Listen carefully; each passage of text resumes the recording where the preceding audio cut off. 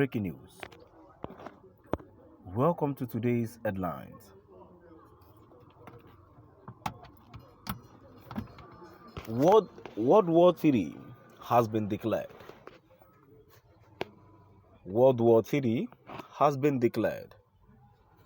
To my dear listeners from wherever you're listening from, please stay tuned as I read today's news.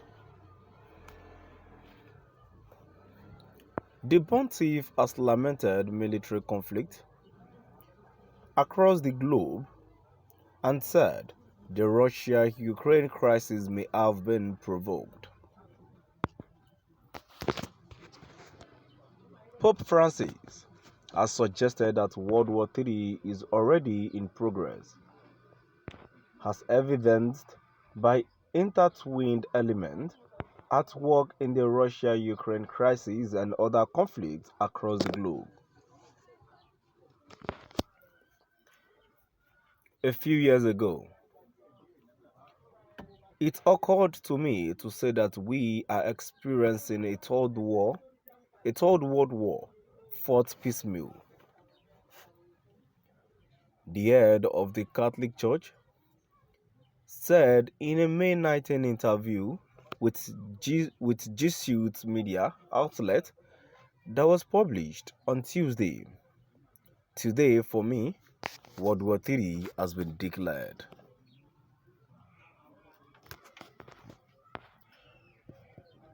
Francis noted that while the fighting in Ukraine pricks our sensibilities more, wars also are ongoing in such places as northern Nigeria and Myanmar. And nobody cares? He added, the world is at war. This is something that we should give us pause for thought. Acknowledging criticism for his failure to condemn Russian President Vladimir Putin and his past comments suggesting that NATO expansion onto Russia's doorstep might have provoked the crisis. The pontiff denied being pro-Putin. He said such a claim would be simplistic and erroneous.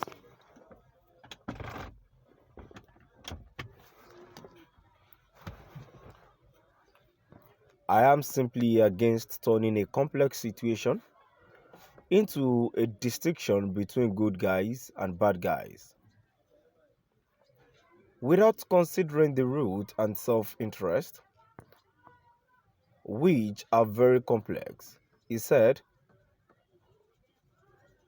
while we witness the ferocity and cruelty of Russian troops, we should not forget the problems and seek to solve them. Asked how the Jesuit editor should report on the Eastern European conflict in a way that contributes to a peaceful future, Francis replied, we have to get away from the common mindset of Little Red Riding Hood.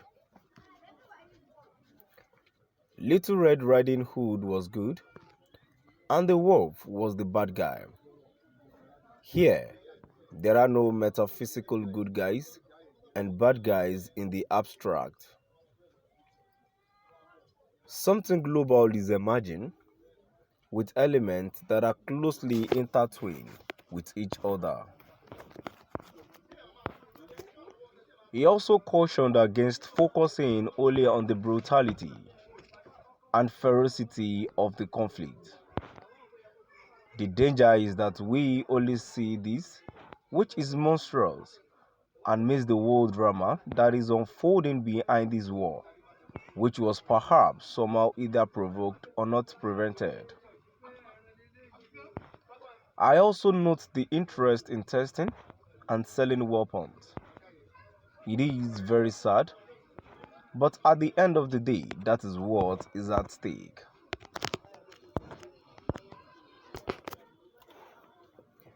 Francis praised the heroism of the Ukrainian people in defending their country but he pointed to outside interests, putting them in peril.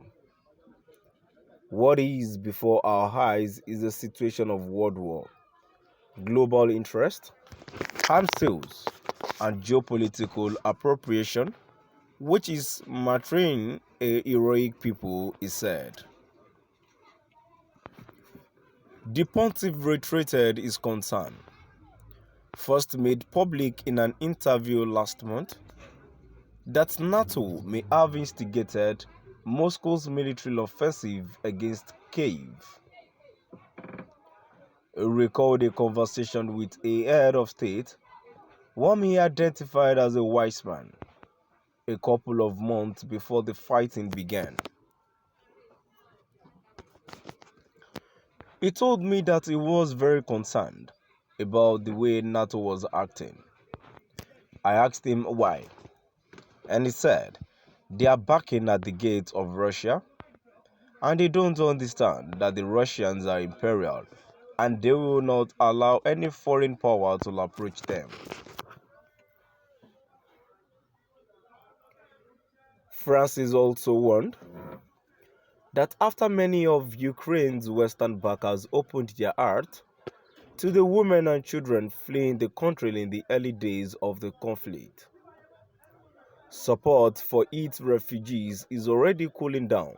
He added, "Will we take care of these women?